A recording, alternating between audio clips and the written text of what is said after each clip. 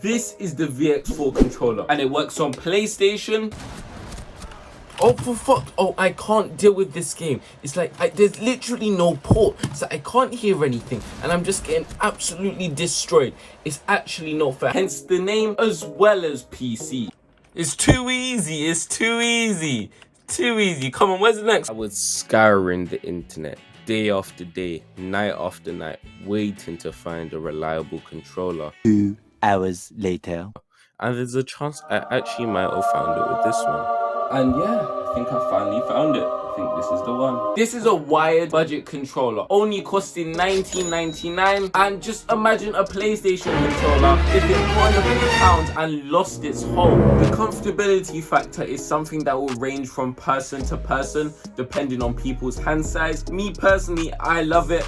I have much bigger hands than the average person, and it just gives me much more breathing room. My hands tend to sweat less than using the original PlayStation controller since my hands aren't all cramped together. However, the quality of this controller is actually substantially worse. Every time I click a button, it feels hollow, and every time I move the sticks, it just feels really cheap, but it definitely feels like its price. A big issue wired controllers have nowadays is length. Some being too short, some being too long, but just like Rapunzel's hair, it's just a tad too long for these small desk setups. However, if it's going to be living in a living room, no puns intended, it might be just the right length since you won't be too close to the TV. But I will give this cable props. It is one of the most durable things on this system. It's been stood on, I rode over it with my wheels, it's been thrown around, pulled, tugged, everything has happened to this wire and it still remained perfectly fine with no noticeable damages. Finally, I can get back to gaming. And I know what most people are worried about: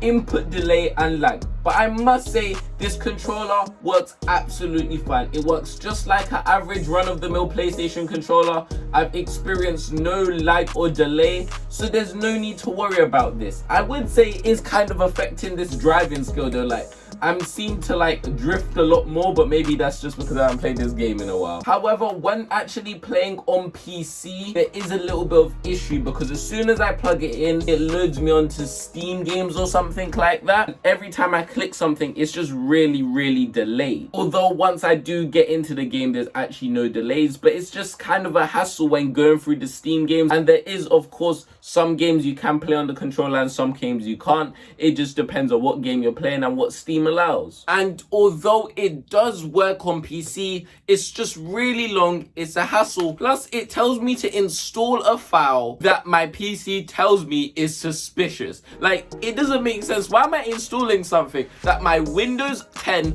PC is telling me is suspicious? It really and truly just doesn't sit right with me when I installed it. And when I actually plug it in, it's just a slow process. And for someone that just wants to plug and play, you need to really and truly look for a different controller because this is not it for PC. Also, as you can see, a button's missing. And this just shows you the overall vibe this controller gives off. It's definitely a budget product and it really gives off that £19.99p energy. So if you don't want your controller to end up like mine, definitely treat it with tender love and tender care, or it's gonna end up broken in more than one location, since mine has literal tissue leaking out of it, which sometimes I use to clean the tears of disappointment for this product. Me personally, I use this controller as a backup controller, something that I use when my normal PS4 controller is actually charging. The only reason I use it as a backup controller is because of the terrible feeling buttons, the lack of a trigger over here, as well as the fact that it's just difficult to connect to PC. However, if you guys would actually like to see a controller I would actually use in common use,